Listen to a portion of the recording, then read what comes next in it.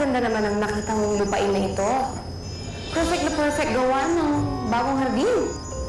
Kaya ang naisip ko, bakit hindi pa tayo magsimula na magpatubo ng mga bulaklak? Ha? Ngayon na, hindi naman tayo nagmamadali. Hindi mo pwedeng bukas na lang. Winnie, bakit pa natin ipagpapaliban ng isang bagay na pwede naman natin gawin ngayon? Total, andito na naman ang mga ibang pixie. Bakit hindi pa natin simulan? Honey! Kailangan ko nang puntahan si Daisy. Paano kung hanapin ka ni Winnie? Paano yan? Nakapangako ako sa kanya. Nasasama ko siya mag-ensayo. Oo, alam ko naman yun.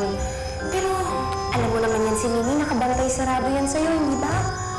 Sa oras na malaman niya na pinuntahan mo si Daisy, nako, Winnie, hindi mo dadalawang isip yan na magsumbong kay Ada.